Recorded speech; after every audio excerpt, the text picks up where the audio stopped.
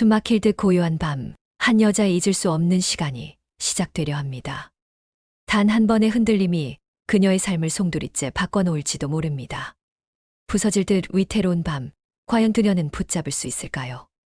지금부터 47세 주부 정민 씨의 숨겨진 이야기를 따라가 보겠습니다.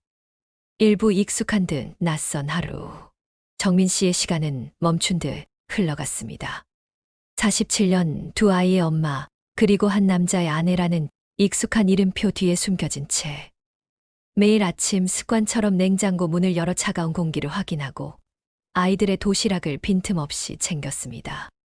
청소기의 우웅거리는 소리가 끝나면 그녀의 하루도 그렇게 무덤덤하게 마무리되는 듯 했습니다. 불행이라는 단어는 그녀의 머릿속에 희미하게 떠돌 뿐 실체는 잡히지 않았습니다. 그저 평범하다. 너무나 익숙해서 권태로운 그 단어만이 그녀를 짓눌렀습니다. 하지만 어느 순간부터인가 그녀는 습관처럼 거울 앞에 멈춰서서 자신의 모습을 뚫어지게 바라보았습니다. 깊게 새겨진 눈가의 주름, 늘어진 뱃살, 생기 없는 창백한 얼굴. 예전의 나는 어디로 사라진 걸까? 가슴 속 깊은 곳에서 희미한 외침이 울려 퍼졌습니다. 빛나던 젊은 날의 잔상이 문득 떠올라 그녀를 더욱 아프게 했습니다. 2부 금지된 떨림의 시작. 낡은 휴대폰이 요란하게 울린 건 평범한 일상에 드리운 작은 균열과 같았습니다. 야, 정민아. 이번엔 진짜 와야 한다. 고등학교 동창회야. 너만 쏙 빼놓고 할 순 없잖아. 미정의 밝은 목소리가 전화기 너머로 들려왔지만 정민 씨의 심장은 차갑게 식어내렸습니다. 오랜 시간 잊고 지냈던 이름들, 희미해진 얼굴들이 불현듯 떠올랐습니다. 나를 기억할까? 낯선 시선들이 쏟아지면 어쩌지? 불안감이 그녀의 마음을 잠식했습니다. 하지만 동시에 억눌렀던 작은 떨림이 고개를 들었습니다. 그래, 어쩌면 잠시라도 예전에 나로 돌아갈 수 있을지도 몰라. 정민 씨는 조심스럽게 화장대 서랍을 열었습니다. 그 깊숙한 곳에서 빛바랜 연분홍색 립스틱이 모습을 드러냈습니다. 결혼 후 단 한 번도 사용하지 않았던 잊혀진 색깔. 거울 속 그녀의 얼굴은 어색하고 낯설었지만 왠지 모를 희미한 설렘이 어둠 속에서 피어나는 빛처럼 스며들었습니다. 삼부 운명처럼 나타난 그림자. 약속 장소의 문을 열고 들어선 순간 시끌벅적한 소음 속에서 낯익은 목소리가 정민 씨의 발걸음을 붙잡았습니다. 야, 정민아, 너 맞지? 세상에 진짜 오랜만이다. 그 순간 정민 씨는 굳어버렸습니다. 심장이 멎는 듯한 강렬한 떨림이 온몸을 휘감았습니다. 그 사람이었습니다. 고등학교 시절 온갖 말썽을 일으키던 장난기 가득한 문제아, 최현우. 흐릿한 기억 속에 그는 늘 헝클어진 머리에 웃음기 가득한 얼굴이었는데 지금 눈앞에 선 남자는 말끔한 수트에 고급스러운 시계. 깊어진 눈가의 주름마저 매력적인 중년의 모습으로 변해 있었습니다. 정민아, 넌 하나도 안 변했네. 웃는 모습 그대로다. 그의 시선은 단순히 오랜 친구를 향한 반가움 그 이상으로 느껴졌습니다. 묘한 떨림과 함께 오래도록 잊고 지냈던 감정이 가슴 밑바닥에서부터 희미하게 피어오르기 시작했습니다. 누군가가 나를 여자로 바라봐주는 느낌.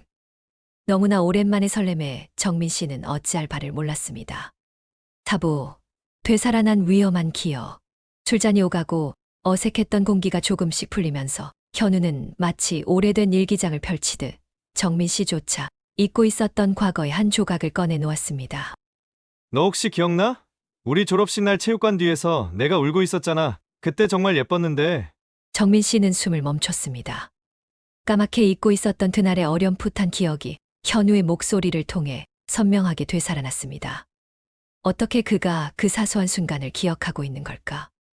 순간 억눌렀던 감정의 둑이 무너져 내리는 듯했습니다. 그의 깊은 눈빛, 따뜻한 목소리, 그리고 닿을 듯 말 듯 스치는 손길. 그것은 분명 단순한 우정을 넘어선 위험한 신호였습니다. 오부, 멈출 수 없는 이끌림. 정말 오랜만인데 한번 안아봐도 되지? 현우가 조심스럽게 다가와 팔을 벌렸습니다. 정민 씨는 어색하게 웃으며 그의 품에 안겼습니다. 오랜 친구의 포옹이라고 생각했습니다. 하지만 그의 손길은 짧은 인사로 끝나지 않았습니다. 등을 쓸어내리던 그의 손은 천천히, 아주 천천히 허리 아래로 미끄러져 내려왔습니다. 순간 정민 씨의 온몸이 차갑게 얼어붙었습니다. 심장이 격렬하게 요동치고 숨쉬기조차 힘겨웠습니다. 실수였을까? 아니면 의도적인 행동이었을까? 그녀는 아무런 말도 할 수 없었습니다. 그저 그의 따뜻한 체온과 낯선 감촉에 온 신경이 곤두설 뿐이었습니다. 육부, 불안한 귀환, 깊어지는 갈등. 흐트러진 마음을 수습하며 집으로 돌아오는 택시 안 정민 씨는 떨리는 손으로 남편에게 짧은 메시지를 보냈습니다. 나 이제 끝났어. 곧 갈게. 잠시 후 남편에게서 무심한 답장이 도착했습니다. 그래. 단 두 글자. 그 건조하고 무관심한 반응이 오히려 그녀의 불안감을 더욱 깊게 만들었습니다. 며칠 후 예상치 못한 메시지가 그녀의 휴대폰 화면에 떠올랐습니다. 현우였습니다. 잘 지냈어? 그날 고마웠어. 단 몇 글자의 정민 씨의 심장은 다시 격렬하게 요동치기 시작했습니다. 망설임 끝에 그녀는 답장을 보냈습니다. 나도 반가웠어. 그리고 덧붙여버렸습니다. 혹시 다시 볼 수 있을까? 후회와 기대가 뒤섞인 불안한 물음이었습니다. 7부 위험한 재회, 금지된 속삭임.